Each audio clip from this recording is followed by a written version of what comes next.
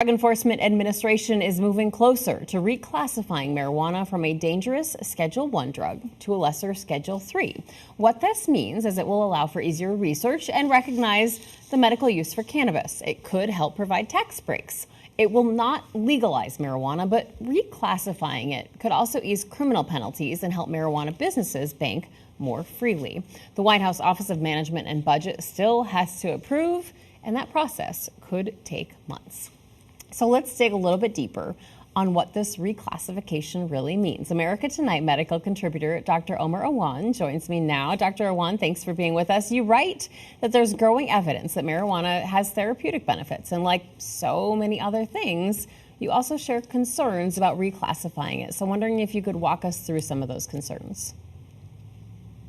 Yeah, Maritza, I'm very concerned about this classification because although, as you said, marijuana is still going to be illegal on a federal level, it does normalize the use of marijuana and it makes it more accessible to the general public. And I think it's important to remember that marijuana is a drug, so it does have harmful effects on individuals. So there's a growing body of evidence that, yes, it does treat things like chronic pain. It does treat nausea and vomiting in cancer patients, but it absolutely can have harmful effects. We know through evidence that it can affect one's ability to learn, one's attention, one's ability to perform well and to make judgments.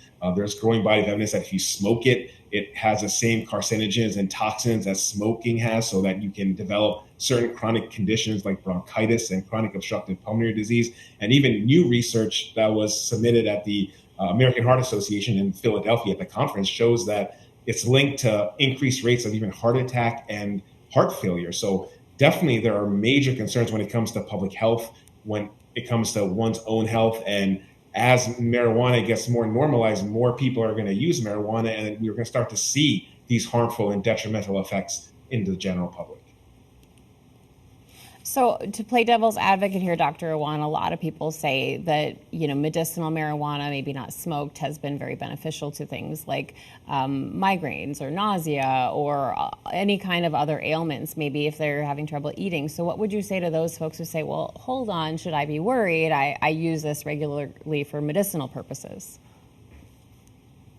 I think we should, because the bottom line is that although there is a less potential for abuse than, let's say, alcohol or heroin, there still is a potential for abuse. Remember that 30% of people that take marijuana develop marijuana use disorder. What that means, Maritza, is that people are taking marijuana despite the fact that it's preventing them from doing well in school or from doing well at work or carrying on with their normal, regular activities. That's 30% of people. So that's not a small number. That means that with 48 million people taking marijuana, that means that more than 14 million Americans are going to suffer from marijuana use disorder. So absolutely, there are medical applications of marijuana, but 14 million Americans is not a small number. And I fear that this will continue to be amplified as marijuana continues to get used and it becomes normalized in American culture and American society.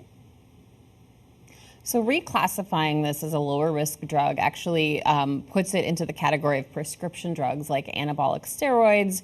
And I know that we said that this does not legalize marijuana, but do you see this as a path to legalization?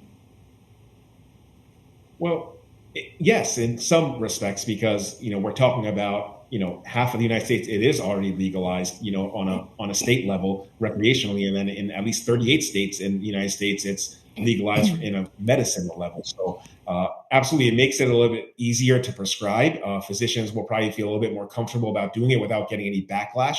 And I think with time, it becomes accepted. It just becomes accepted. I mean, if it's in the same category as anabolic steroids, ketamine, I mean, these are drugs that are generally accepted, in terms of, their use. So marijuana being in that same category, it does have some ramifications and implications with respect to how accepted the drug is going forward. So I did a series of stories many years ago about the methamphetamine epidemic, especially in states like Montana, where we are tonight. I was shocked to find out that meth was a Schedule 2 drug, lower than marijuana. I mean, do you see the potential for other classifications of drugs to be modified here?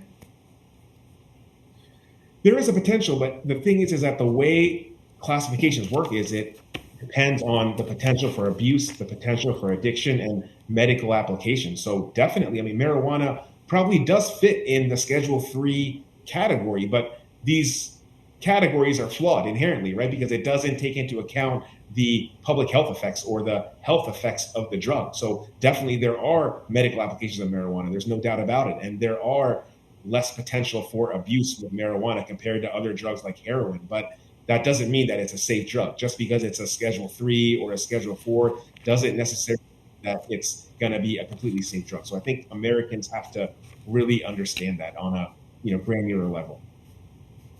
Okay, America Tonight medical contributor Dr. Omer Awan, as always, thank you so much. We appreciate your insight, and we will be right back.